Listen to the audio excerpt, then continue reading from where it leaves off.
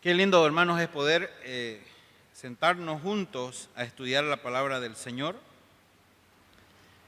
y poder realmente meditar en ella, reflexionar y entender lo que Dios quiso revelarnos a través de su palabra para cada uno de nosotros. Quiero empezar leyendo Números capítulo 23, verso 19.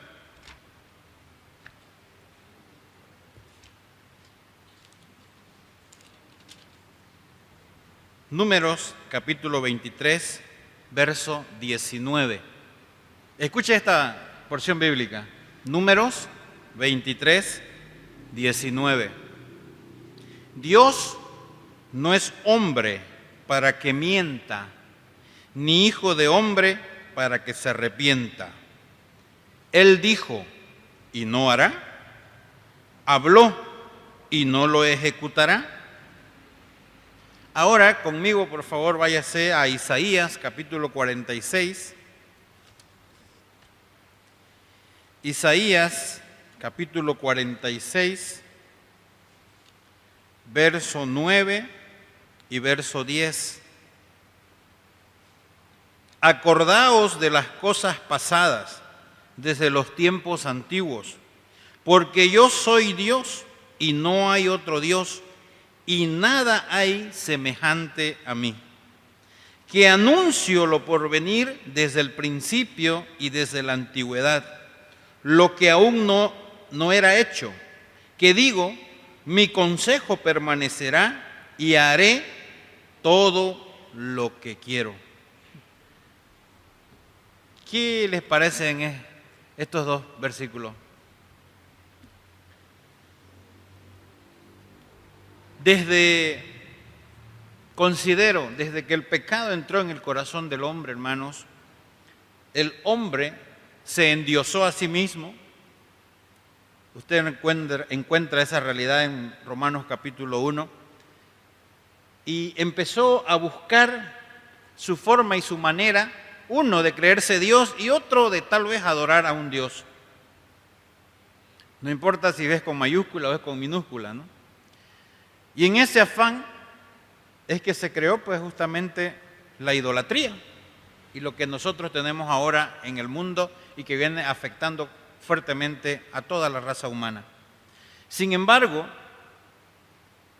desde el nacimiento humano del Señor Jesucristo, a lo largo de la historia de la Iglesia, ciertamente también han habido un sinfín de pensamientos, ideas. Creo que el pastor habló un poco de asuntos filosóficos para tratar de interpretar y entender al fundamento de la fe, el cual es nuestro Señor Jesucristo.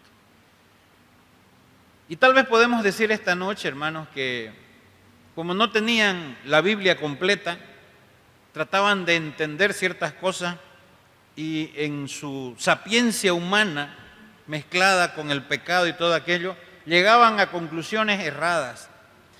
Siempre el fundamento de la fe, hermanos, ha sido atacado, siempre. Por eso digo, desde la caída del hombre, desde la caída del ser humano allá en el huerto de Edén. Pero mucho más cuando de pronto aparece el Salvador en este mundo. Y quería empezar con estos dos versículos para mostrar que Dios tiene un atributo maravilloso. Él no cambia.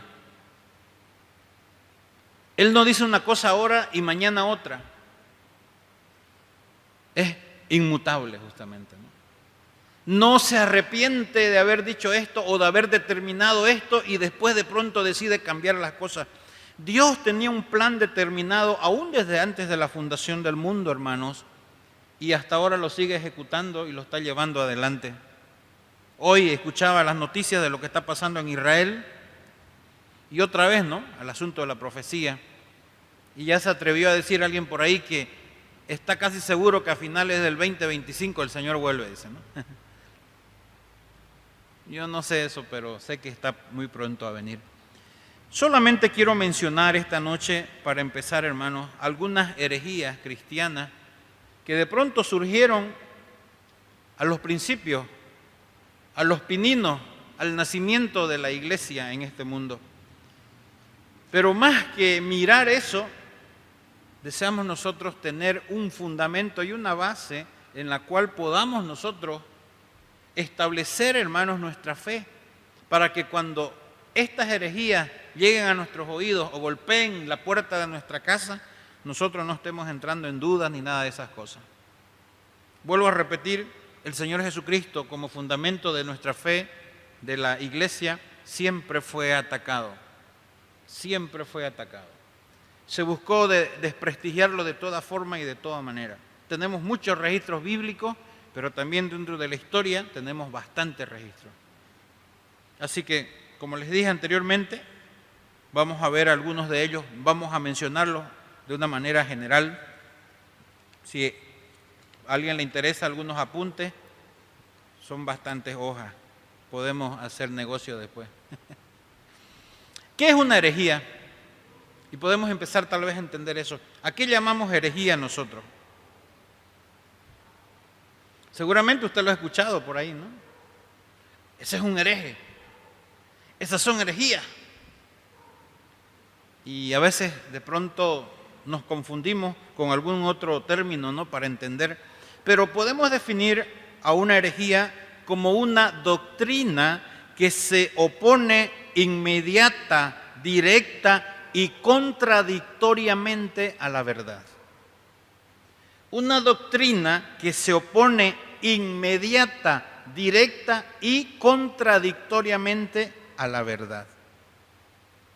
Mire usted que la palabra herejía viene de la lengua griega y encierra el concepto de error, desviación o enseñanza de doctrinas que van contra un programa de fe. O sea, se lo puede definir de esa manera. Por supuesto, no son conceptos míos esto. Pero sí nos dan a entender lo que es realmente una herejía.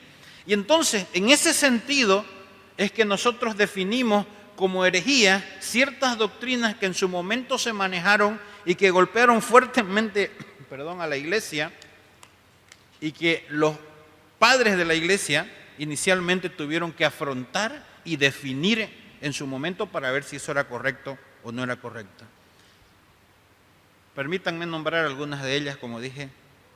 El adopcionismo, por ejemplo. Esta fue una herejía, una doctrina herética muy fuerte que estuvo al comienzo de la iglesia justamente. Mire lo que ellos creían. Jesús era un simple ser humano elevado a una dignidad similar a la de Dios luego de su muerte. Entonces se lo ve al Señor Jesucristo como el héroe, como parte del equipo, ¿cómo se llama esa película ahora? Los Fantásticos. ¿Cuántos son? Los Cuatro Fantásticos, ¿no? Y mire usted que esta herejía pegó fuerte dentro de la iglesia al principio, porque la iglesia nace en un contexto de pobreza. La iglesia nace en un contexto de esclavitud y entonces fue agradable a los ojos de los primeros seguidores de Cristo el adopcionismo, porque al Señor Jesucristo se lo veía como el superhéroe que lo iba a sacar de la condición en la cual se encontraban y ponerlo en una condición superior. Imagínense. Entonces, esta fue una doctrina que inicialmente pegó fuerte dentro de la iglesia. Y mire usted que pegaba, y permítame usar ese término también, golpeaba o gustaba, si usted quiere así, no solamente a los gentiles, sino también a los judíos. O sea que a ambos grupos fue agradable el asunto. ¿Por qué a los judíos? Porque los judíos estaban bajo esclavitud. Y los judíos tenían la idea, de acuerdo a lo que habían leído en el Antiguo Testamento, en la Torá, de que había una promesa de un Mesías. Y hasta ahora, hermano, en el concepto judío, el Mesías no es Dios, es un hombre elegido por Dios para rescatar a su pueblo. Entonces el adopcionismo era bonito para el judío, pero también el adopcionismo era agradable para el griego. Por lo que dijimos anteriormente, ¿no? Y justamente en la cultura griega y en toda la creencia de los griegos tenemos a los diferentes dioses, ¿no? Como personajes muy poderosos que siempre están viendo y velando por cada uno de ellos. Tuvo que pasar algo dentro de la iglesia, ¿no? Se tuvo que enfrentar esta herejía para mostrar que había un error. No sé si usted lo nota el error, pero a la luz de la palabra vamos a verlo a continuación. Hubo otro, hermano, hubo otra herejía llamada el apolinarismo. Y tuvieron mucho que ver ciertos monjes de aquella época, hermano, que tenían a cargo iglesias. Fue una doctrina cristiana que enseñada por Apolinar, mire, un joven de la Odisea, quien afirmaba que en Cristo el Espíritu estaba sustituido por el Logos divino, con lo que implícitamente negaba la naturaleza humana completa del Redentor.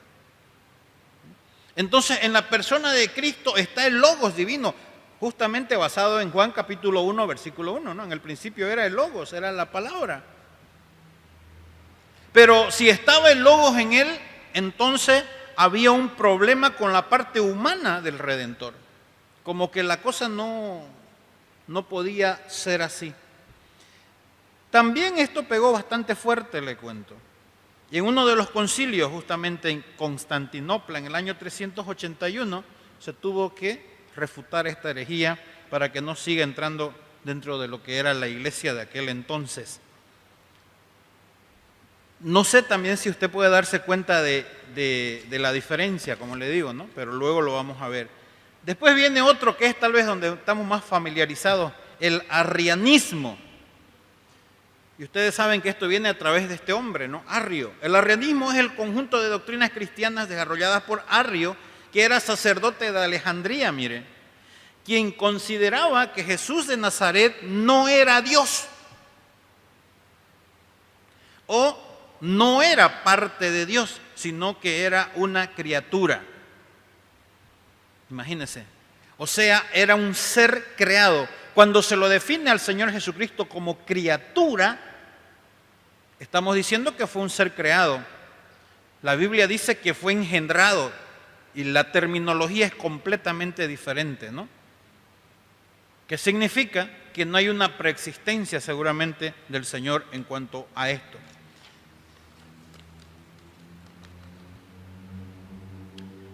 Hay muchas otras que podríamos seguir tal vez mencionando esta noche, pero es para que usted se dé cuenta cómo fue atacado el fundamento de la fe al principio. Ahora, hermanos, las religiones que hay hoy en día en el mundo, o lo que nosotros definimos como secta, no nacen de la noche a la mañana, o no nacen porque ese día se despertó su fundador medio raro. Todas tienen raíces en este tipo de pensamiento.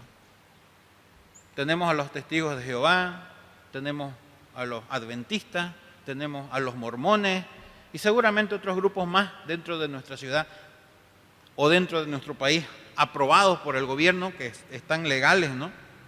Que tienen estas raíces justamente. Pienso yo que detrás de todo esto está Satanás para tratar de engañar justamente al ser humano, confundir para que ellos no puedan ver lo que Dios ha tratado de revelar a través de su palabra en cuanto al fundamento de nuestra fe, en este caso el Señor Jesucristo. Ahora, como le digo, hay muchas otras herejías. ¿Cómo nosotros como cristianos podemos hacer una defensa? Porque la palabra apologética es eso, justamente la defensa de la verdad. ¿Cómo nosotros podemos realmente defender la fe? ¿Cómo nosotros podemos pararnos frente a todas estas cosas que continuamente nos están bombardeando y mantenernos firmes? Hermanos, hace 3 días vi el testimonio de un ex pastor de una iglesia evangélica, donde él decía: me arrepiento en el alma de haber dedicado tanto tiempo de mi vida a la iglesia y al pastorado. Ahora me doy cuenta cuán errado estaba. Y se fue al islamismo. Ahora él está dentro de esa religión. Y decía que había perdido el tiempo, había perdido gran parte de su vida desarrollando o desarrollándose en una religión que no era la correcta. No hay muchos testimonios de eso, pero suceden, hermano. Hace unos años atrás hicieron una encuesta en Estados Unidos dentro de la iglesia sobre qué creía el creyente que era Jesús, quién era Jesús para él. Y el 70%, hermano, no lo digo yo, lo dice el documento, el 70% de los creyentes de las iglesias, y estoy hablando de iglesias conservadoras o de sana doctrina, decían, hermano, todo menos lo que dice la Biblia en cuanto al Señor Jesucristo. ¿Tú crees que Jesús es Dios? No. ¿Tú crees que Jesús era hombre? No, no es posible. Y hermanos, eso fue preocupante porque significa que en el momento, hermanos, que viene una herejía o viene una secta a nosotros, seguramente vamos a terminar o más confundidos o convencidos por ellos, porque no hemos realmente aprendido a defender la fe, la verdad. Y hay una sola razón, no la conocemos. Cada vez que usted va con un billete al banco o a una tienda, a un negocio a comprar, a hacer algo, usted se va a dar cuenta que la persona que lo agarra, o usted mismo lo hace, ¿no? Y más si es de 200 bolivianos, es harto, ¿no? Bueno, ahora no vale nada, pero es harto, porque no nos llega más. Usted lo mira. ¿Cómo usted puede detectar un billete si es falso o es verdadero? ¿Cómo le enseñan a los banqueros, a los que trabajan ahí en las cajas de los bancos? ¿Cómo? Exactamente. Hay tanto falso que nunca terminarían de capacitarse para conocer lo falso. La clave está en que conozcan perfectamente el billete verdadero. Esa había sido la clave. Con eso se soluciona absolutamente todo lo falso. No importa cómo sea el falso, si yo conozco al verdadero, no me engañarán. Hermano, exactamente es así en la fe cristiana. Estos dos pasajes que mencionamos al comienzo, hermanos, de la charla de esta noche y que espero no sea muy larga, nos dan la plena seguridad, la certeza de que este Dios revelado en esta Biblia que usted tiene y que yo tengo esta noche acá, es 100% veraz, confiable. Este Dios que se ha revelado es el verdadero Dios que ha dado a conocer su palabra, hermano, y no queda ninguna duda en que lo que dice es verdad. Usted puede confiar no solamente su fe, su vida, usted puede confiar su eternidad en este Dios. Porque mire, está en juego su eternidad. Yo no sé si se ha puesto a pensar seriamente en ese sentido. Un día usted va a partir de este mundo y usted su eternidad la ha depositado en el Dios de la Biblia. ¿Y será que este Dios tiene la capacidad de garantizarle el triunfo en la eternidad? Bueno, hay un salmo que dice que Él nos guiará aún más allá de la muerte. Entonces, hermano, empecemos diciendo esta noche, la Biblia que tenemos, la palabra de Dios, es 100% confiable. 100% confiable. Esa es la primera cosa que tenemos que tener clara nosotros los creyentes. Si usted duda de que la Biblia es la palabra de Dios, ciertamente, hermanos, no tendrá un fundamento, no tendrá una defensa sólida, no tendrá argumento para demostrar lo que realmente usted cree. Pero si usted está seguro que la Biblia es la palabra de Dios, entonces usted tiene un lugar donde anclar su fe y tendrá la garantía, hermano, de que la palabra de Dios va a poder sostenerlo contra todos los vientos y las cosas que vengan a golpear la vida de usted. Hablando del Señor Jesucristo específicamente, necesitamos nosotros definir quién es, o sea, estudiar cristología, la persona de Cristo. No podemos tener la duda que tal vez era hombre, porque bueno, todo el mundo lo vio, se presentó. O tal vez era Dios, porque bueno, hizo algunas cosas extraordinarias. sino tener definido la persona de Cristo, porque el fundamento de nuestra fe justamente es Él. Si Cristo no es Dios, estamos en un problema tremendo. Y si Cristo no es hombre, estamos en el otro problema tremendo. Entonces, sí o sí necesitamos entender quién es Jesucristo. Y como le dije, en la teología eso se llama cristología. Jesucristo es 100% Dios y es 100% hombre. ¿Por qué? Esa es la pregunta. ¿Por qué? Bueno, como dijimos anteriormente, desde el nacimiento de la iglesia hubo este debate que levantó mucho polvo, que levantó herejía, pero que también hizo que hermanos, verdaderos estudiosos de la palabra, puedan, hermanos, escribir, documentar acerca de la obra y la persona del Señor Jesucristo.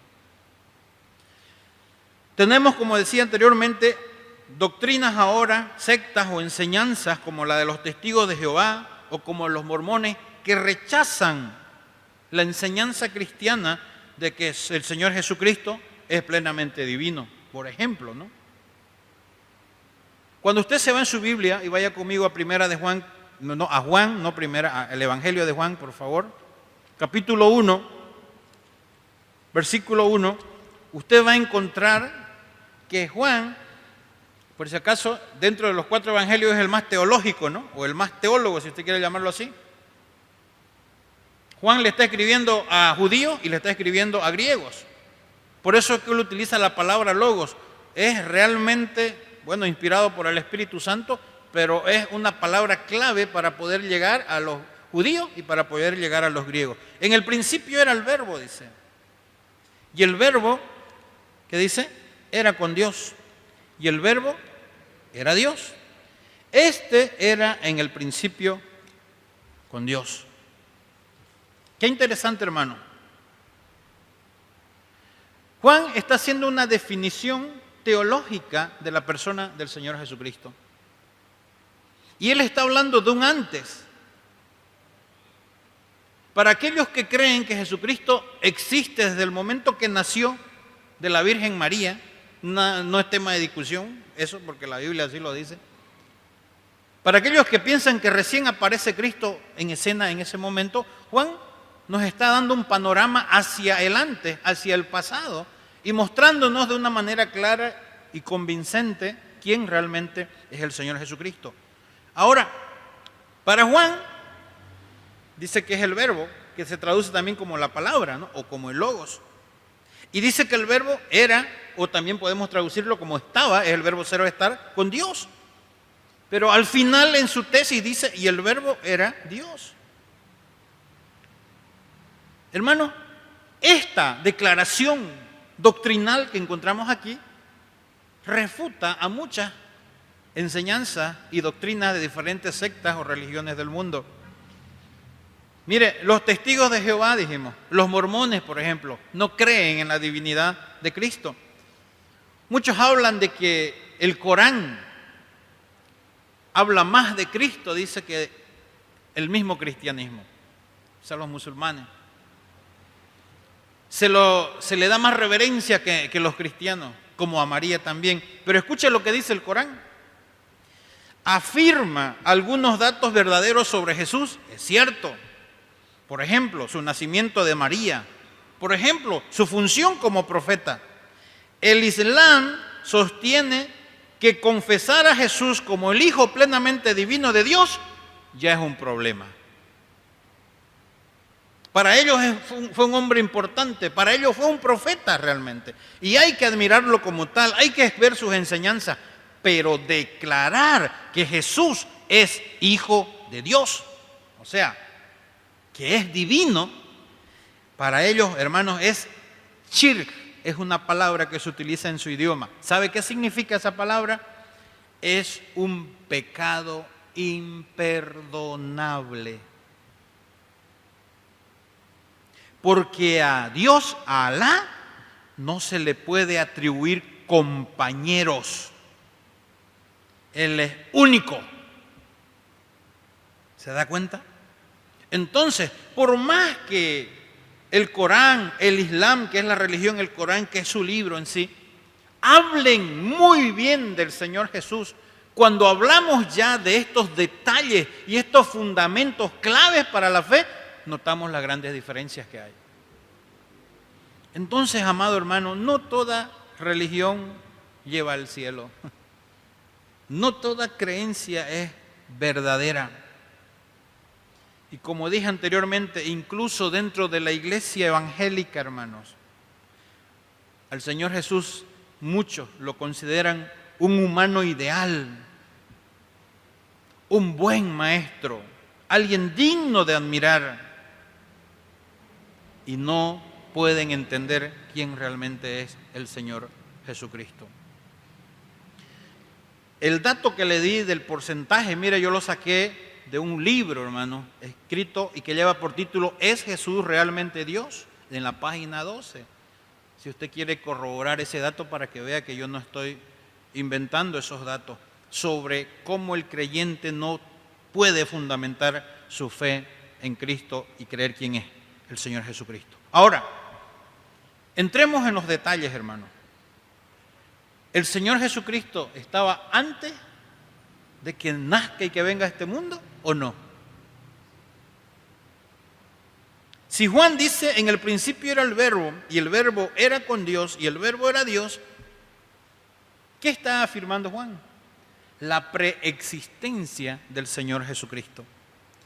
Y usted va a decir, bueno, Juan fue un autor usado por Dios que escribió un evangelio, bueno, un humano más. Pero tenemos bastante apoyo bíblico, hermanos, para entender esto. Mire, en el mismo Juan capítulo 6, verso 51, vaya conmigo ahí por favor de una manera rápida, dice, el Señor Jesucristo sale de su propia boca, Juan 6:51, yo soy el pan vivo que descendió del cielo. Si alguno comiere de este pan, vivirá para siempre. Y el pan que yo daré es mi carne, la cual yo daré por la vida del mundo. Él, de su propia boca, está diciendo, yo soy el pan vivo que descendió del cielo. Pero vamos un poquito más adelante, capítulo 8, verso 23. Y les dijo, vosotros sois de abajo, yo soy de arriba. Vosotros sois de este mundo, yo no soy de este mundo. Cuando usted lee estos pasajes, ¿qué se le viene a la mente? ¿Qué está tratando de decir el Señor Jesucristo? Está hablando de una preexistencia, ciertamente, hermano. Entonces, la idea de que el Señor Jesucristo tal vez era humano, pero no era divino, o tal vez era divino, pero no era humano, entra en un conflicto cuando usted empieza a leer estos pasajes de la palabra del Señor. Porque ese Jesús humano le está hablando a la gente de un estado anterior. ¿Se da cuenta? Lo dice el autor bíblico, pero él lo dice de su propia boca. Veamos otro pasaje, Efesios capítulo 4, por favor. Efesios capítulo 4, verso 9 y verso 10. Mire lo que dice. Está hablando el apóstol Pablo, Efesios capítulo 4, verso 9 y verso 10. Y eso de que subió, ¿qué es? Sino que también había descendido primero a las partes más bajas de la tierra. Y el que descendió es el mismo que también subió por encima de todos los cielos para llenarlo todo. ¿Cuál es la palabra que nos llama la atención acá? Descendió. Si descendió, ¿por qué descendió? Solamente usamos la lógica. Porque estaba arriba. No desciende el que está abajo, desciende el que está arriba. Entonces, podemos encontrar bastante argumento bíblico, mi amado hermano, para mostrar y para ver y para creer que el Señor Jesucristo es aquel que le había prometido el Padre en el Antiguo Testamento. En Gálatas capítulo 4, versículo 4, el apóstol Pablo dijo algo en cuanto al cumplimiento de los tiempos. Mire lo que dice. Pero cuando vino el cumplimiento del tiempo, Dios envió a su Hijo, nacido de mujer y nacido bajo la ley. Pablo, amados hermanos, está escribiéndole a la iglesia de Galacia, dándole testimonio de que la venida del Señor Jesucristo era una promesa que se había hecho en el pasado, desde antes de la fundación del mundo, como vemos en otros pasajes. Y que cuando dentro de la economía de Dios, del tiempo del Señor, llegó el momento, el Señor Jesucristo vino a este mundo. Entonces estamos hablando de Dios que se hizo carne, de Dios que vino a este mundo, amado hermano, en cumplimiento de aquella promesa que había hecho.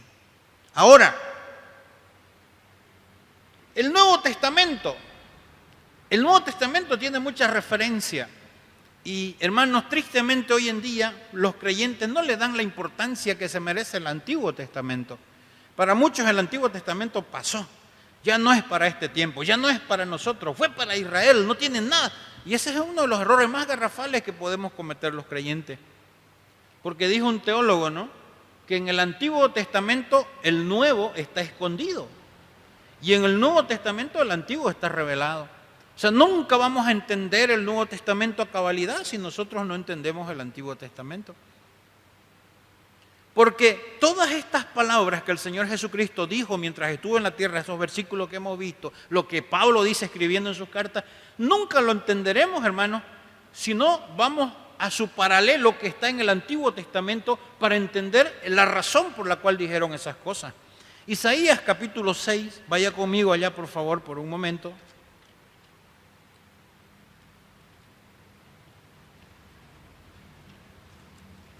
Isaías, capítulo 6,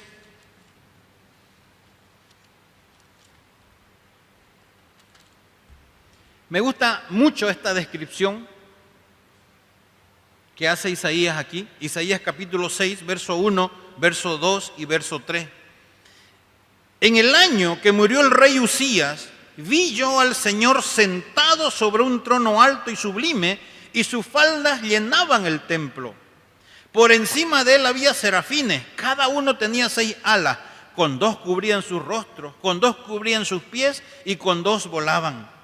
Y el uno al otro daba voces diciendo: Santo, Santo, Santo, Jehová de los ejércitos, toda la tierra está llena de su gloria. Usted puede continuar leyendo si usted quiere y todo aquello. Pero, ¿cuál es el cuadro que ve Isaías acá? Está frente a una corte. Está frente a algo majestuoso que nunca jamás sus ojos habían visto. La descripción que hace, los detalles que da, pero mire, él empieza diciendo: en el año que murió el rey Usías, vi yo al Señor sentado sobre un trono alto y sublime.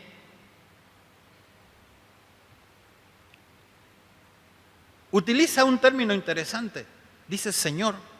Y cuando usted sigue leyendo, versículo 2 dice: por encima de él había serafines, cada uno tenía 6 alas, con 2 cubrían su rostro, con 2 sus pies y con 2 volaban, y el uno al otro daban voces diciendo: Santo, Santo, Santo, Jehová de los ejércitos, toda la tierra está llena de su gloria. Quiero que entienda esto. Él habla de un Señor sentado en un trono y habla de este tipo de ángeles que estaban diciendo: Santo, Santo, Santo, y le atribuyen la deidad total y suprema al Señor. Dice: Jehová de los ejércitos. ¿Entiende, no? Quiero que entienda. Isaías está viendo a alguien sentado en un trono y está viendo estos ángeles, estos serafines, literalmente, como dice el versículo 2, que empiezan a dar voces y dicen: Santo, Santo, dirigiéndose a ese Señor, lo declaran Jehová de los ejércitos. Sáltese al verso 9, por favor. Y dijo: anda y di a este pueblo, oíd bien y no entendáis, ved por cierto, mas no comprendáis.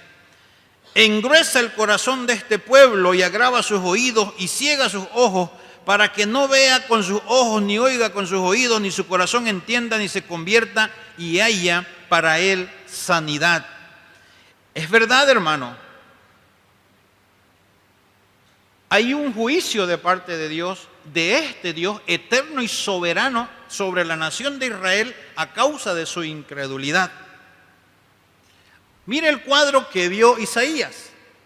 Ahora, yo quiero que veamos la explicación de ese cuadro que vio Isaías. Por favor, váyase conmigo al Evangelio de Juan capítulo 12.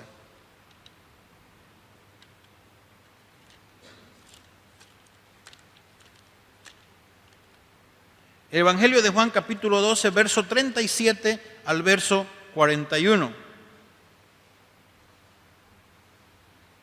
Mire, vamos a leer desde la división que hay, ¿no? Que viene a ser parte del verso 36. Estas cosas habló Jesús, dice el autor del libro, y se fue y se ocultó de ellos, el autor del Evangelio, perdón. Pero a pesar de que había hecho tantas señales delante de ellos, no creían en él. Para que se cumpliese la palabra del profeta Isaías que dijo: Señor, ¿quién ha creído a nuestro anuncio? ¿Y a quién se ha revelado el brazo del Señor? Por esto no podían creer, porque también dijo Isaías: cegó los ojos de ellos y endureció su corazón, para que no vean con los ojos y entiendan con el corazón y se conviertan y yo los sane. Isaías dijo esto cuando vio su gloria y habló acerca de él. ¿Qué está diciendo el autor del Evangelio acá? ¿De quién está hablando? Hermano, el contexto es el Señor Jesucristo. Él está diciendo que estas cosas habló Jesús y se fue y se ocultó de ellos, dice. Pero a pesar de que había hecho tantas señales delante de ellos, no creyeron para que se cumpla lo que dijo Isaías. ¿Cuándo? Cuando tuvo esa visión.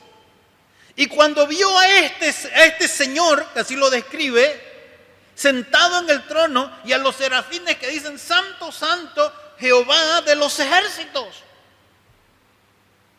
Y aquí Juan nos está diciendo que Isaías lo vio la gloria y habló acerca de él. Y él es un pronombre personal haciendo alusión al sujeto del cual se está hablando, el Señor Jesucristo. ¿A quién vio Isaías en el capítulo 6? Al Señor Jesucristo, mi amado hermano. Mire el fundamento teológico que tenemos nosotros para ver que nuestro Salvador no solamente fue un humano que vino a este mundo, sino que es Dios mismo que se hizo hombre y vino a darnos la oportunidad de alcanzar el perdón de nuestros pecados. Juan está hablando del Señor Jesucristo, poniendo como prueba a Isaías de lo que estaba aconteciendo en ese momento, y que Isaías había visto esa corte celestial. Isaías había visto ese trono, la manifestación irradiante, hermano, inefable de Dios mismo. Y Juan dice: ese era Cristo, ese era Jesús. Eso que vio Isaías en ese momento, lo vio. Isaías lo vio, él. La gente no quiere creer en él, pero Isaías lo dijo, Isaías lo vio. Hermanos, no solamente Isaías. En Ezequiel capítulo 1, si usted quiere otro fundamento del Antiguo Testamento.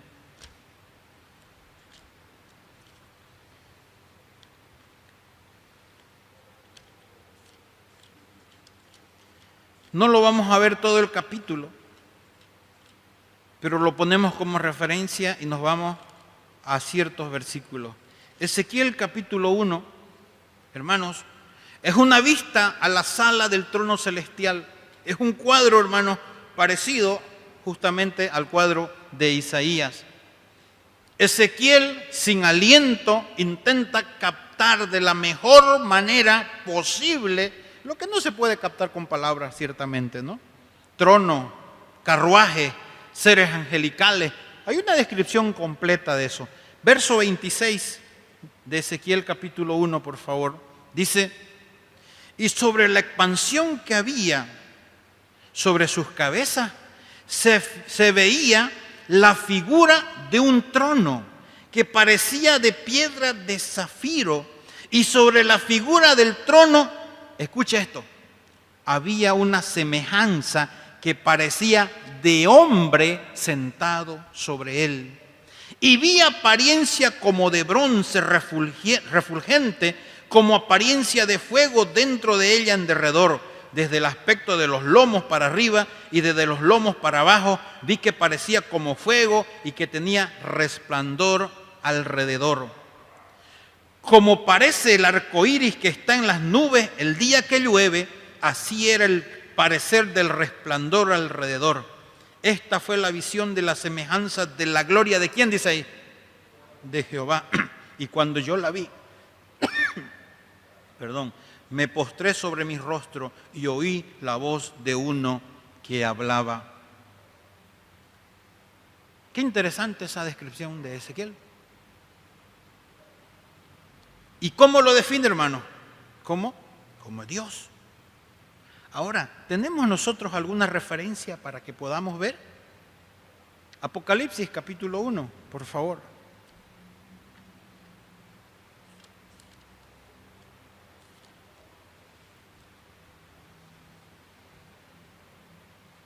Apocalipsis capítulo 1, verso 15. Mire lo que dice el autor de Apocalipsis. Y sus pies, semejantes al bronce bruñido, refulgente como en un horno, y su voz como estruendo de muchas aguas. Capítulo 2 de Apocalipsis, verso 18.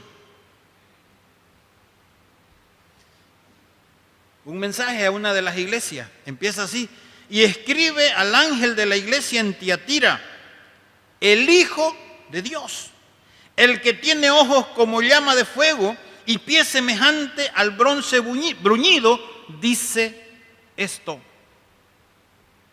¿Qué les parece eso? ¿A quién vio Ezequiel en el Antiguo Testamento? A Jehová de los ejércitos, al Todopoderoso. Hace una descripción que solamente hemos visto algunos detalles. Y el autor de Apocalipsis, mire, da datos precisos sobre esa visión que tuvo Ezequiel ahora en Apocalipsis. ¿Por qué quise hacer de esta manera, hermanos, el estudio de esta noche? Y hay muchas otras cosas, pero yo sé que la hora está avanzada. Para que nos demos cuenta, la defensa de la verdad se basa en la palabra del Señor. Cuando usted no conoce la palabra del Señor, usted va a tener mucho problema en creer o en saber qué es lo que cree. Y entender en este caso la persona del Señor Jesucristo, la cual ha sido completamente atacada. Hermano, las últimas dos razones que le doy. Si Jesucristo no es Dios, no es posible la salvación para el hombre.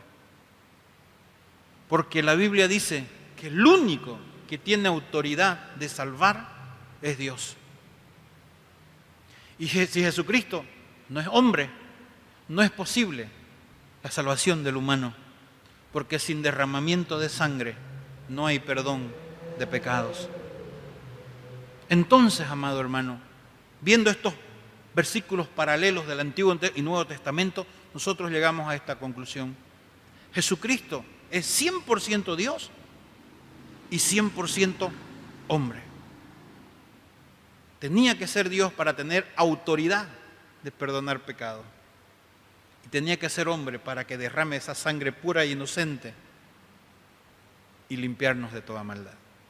De otra manera, hoy estaríamos todavía condenados y rumbo al infierno.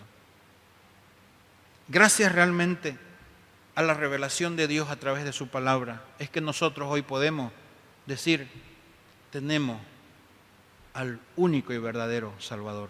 Y como decía el pastor de la iglesia cuando terminaba su intervención, Él lo dijo de manera clara: yo soy el camino, la verdad y la vida. Nadie viene al Padre si no es por mí. No os dijo que era uno de los caminos, una de las verdades o tal vez una de las muchas vidas, sino que asumió que era el único. O sea, significa que no hay otro.